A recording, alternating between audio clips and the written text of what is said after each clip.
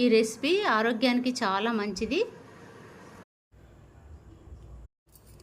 అవకాడోతో తయారు చేసుకునే గ్వాకమోలీ రెసిపీ ఇది. ఇలా కట్ చేసుకోవాలి.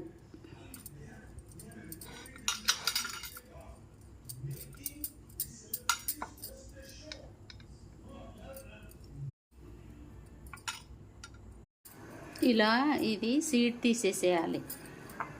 ఇది మిక్సీ పట్టుకొని వద్దాం. ఇలా మిక్సీ పట్టుకోవాలి.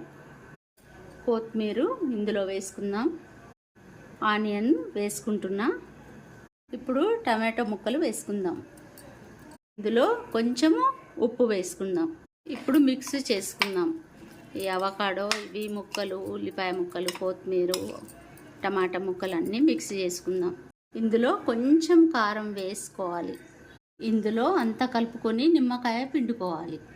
ఈ నాచోస్ తోటి ఇట్లా పెట్టుకొని తింటే చాలా టేస్ట్గా ఉంటుంది. మీరు కూడా చేసుకోండి, చాలా బాగుంటుంది.